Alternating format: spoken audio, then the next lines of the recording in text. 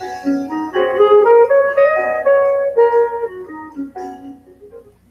welcome everybody to another quick episode of the Minuteman University.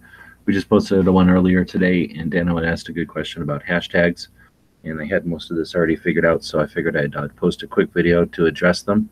And again, like all of these, this is supposed to be a quick introduction, and if there's any questions, use the comments to this video to ask them, and if there's enough interest, we can do a live conversation and bring in some experts and talk about specific questions or anything else that we might need to go into more detail. So again, we're going to be heading over to Minuteman University, and we've got this under skills and building your online projects. And the page here we're talking about is what are hashtags. And again, once it's all over, we'll take this video and just attach it here to the bottom somewhere so that it'll be there as a demo. So the hashtags, in a nutshell, are a powerful tool that are used to identify messages, and they make your content discoverable. So think of them as the, oops, I guess I should mute the lobby over here. They are ways to identify a book, like a book in a library. You use the Dewey Decimal System in the card catalog. Think of the hashtags in that way to identify the photographs that don't have any other way to describe themselves out on the social media platform. So when we talk about them specifically, they're a hashtag symbol with a word or phrase behind it. Some samples down here somewhere are hashtag Second Amendment or hashtag gun rights. We'll talk more about that. You use those typically within the post or the comment. So there are some platforms that have a specific area for the hashtags, but they typically are just used in the description. And there's also no list of hashtags. You can create hashtags. You can use hashtags that other people have. Most of the time when you search for a hashtag on a social media platform, independent of the platform, they all have their individual ways of dealing with hashtags. But most of the time you're going to get an accumulation of posts that are not just people you have associations with. So it's a way for your information to be more discoverable.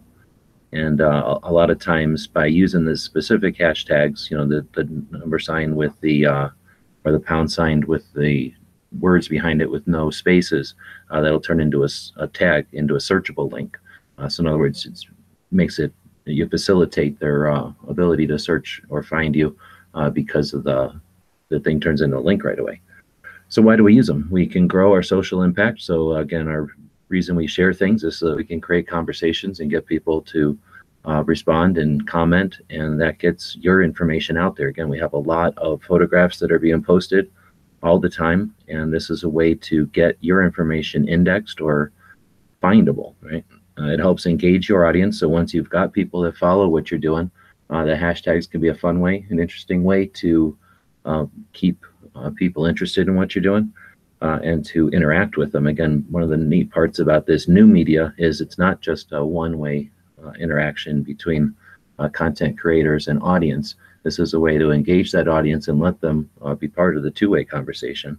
It's a lot of fun. There are, you know, it's a way to use the internet and to be more efficient with it, but it's also a lot of fun, and it also costs nothing. It just takes a little bit of effort to understand the concepts of them, and then it's just a way to amplify your efforts with very little cost, except for time. Okay, so by including your hashtags, you'll be indexing them on the social networks, which is important. It's also highlighting it for your viewers, so sometimes you can use that to filter, and then again, it facilitates searching for it. So if there's more than just your own viewers out there, and you want to make stuff available for them, and the hashtags will make that easier. So how do you do it? It's as simple as using the number sign or the pound sign, and without any spaces, including some words or numbers behind it. So hashtag gun rights or hashtag Second Amendment are some examples of that. And again, on most platforms, that'll turn into a link. So if this was happening on Twitter or something, more than likely that's going to turn into a link, and you can just click on it and get a list, depending on the platform, a list of a whole bunch of other people who have used the same hashtag. So again, makes it searchable and sortable.